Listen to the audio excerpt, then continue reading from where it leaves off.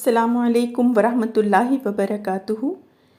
सैयदुश्शुहदा हज़रत इमाम हुसैन रज़ियल्लाहु ताला अन्हु जब अपने नाना खैरुल बशर हज़रत मोहम्मद सल्लल्लाहु अलैहि वसल्लम की याद में मग़मूम रहने लगे तो अल्लाह पाक ने आपको शबीह मुस्तफ़ा हज़रत अली अकबर से नवाजा। शहज़ादा अली अकबर 11 शाबान 43 हिजरी को पैदा हुए।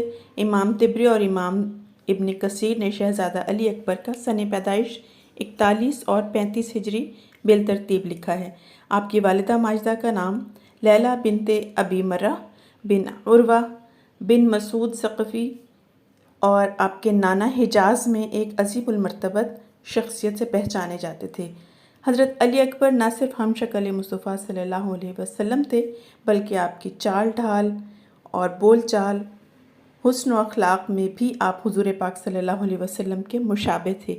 मदीना के बासी आपको देखकर नबी करीम सल्लल्लाहु अलैहि वसल्लम का गुमान करते थे। मदीने में जब भी किसी को हुज़ूर पाक सल्लल्लाहु अलैहि वसल्लम की याद सताती तो वो हज़रत अली अकबर का दीदार करने चला आता।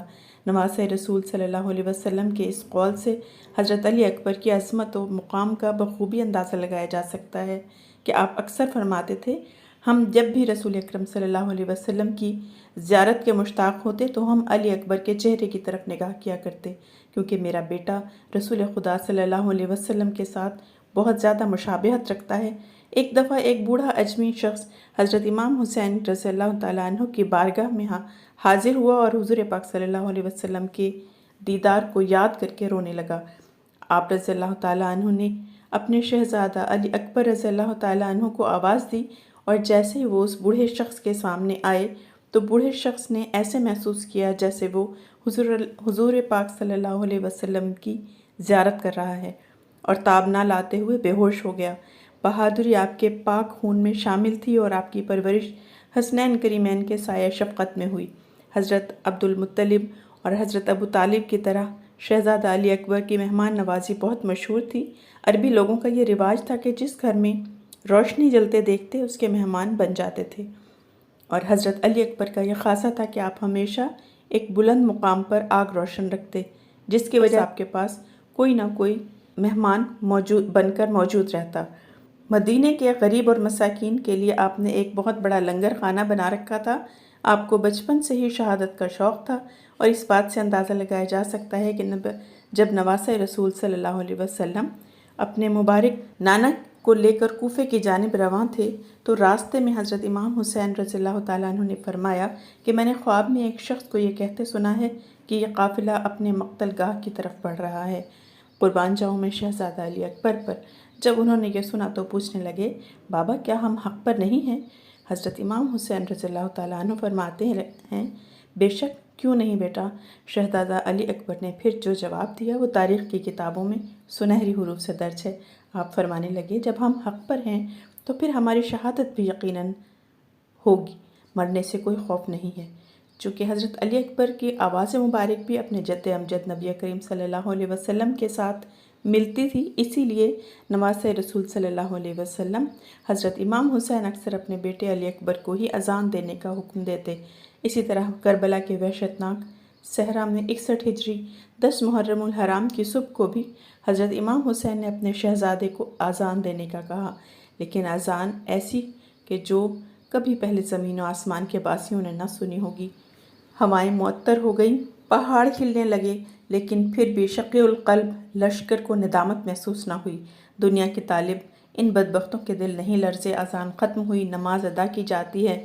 बनी हाशिम के शेरों में से सबसे पहले हज़रत अली अकबर ही इजाज़त मांगते हैं, मैं मैदान में सबसे पहले जाऊँगा। हमशक्ल पैगम्बर बारगाह हुसैनी में हाजिर होते हैं। अब्बा जान अब मुझे इजाज़त दीजिए। हज़रत इमाम हुसैन ने उनकी पेशानी पर अलविदाई बोसा सब्त करते हुए कहा। जवां साल बेटे को सीने से लगाया और उनको हसरत भरी नज़रों से देखा और दुआएं दी और मक्तलगाह की तरफ रवाना किया और कहा कि बेटा जाओ, अल्लाह की राह में अपनी जान का नजराना पेश करो। हज़रत अली अकबर शेर की तरह मैदान जंग में आए। सरापा पैकर रानाई, सरापा पैकर हुस्न, सरापा पैकर जमाल मुस्तफ़ा मुजतबा सल्लल्लाहु अलैहि वसल्लम की तस्वीर कामिल यजीदी लश्कर से नबर्द आज़मा थे। जब हज़रत अली अकबर मैदान जंग में जा रहे थे तो फरमा रहे थे, मैं अली हुसैन इब्न अली हूँ, रब काबा की कसम हम ही रसूल खुदा के नज़दीकी हैं। حضرت علی اکبر جب میدان میں جاتے ہیں تو امام عالی مقام حضرت امام حسین فرماتے ہیں، اے اللہ گواہ رہنا، ابھی جو جوان میدان میں گیا ہے وہ تمام لوگوں میں سے سب سے زیادہ رسول خدا صلی اللہ علیہ وسلم سے مشابہ ہے، اسے جلد سے جلد اپنے نانا رسول خدا صلی اللہ علیہ وسلم کے ہاتھوں جام کوثر سے سیراب کرنا۔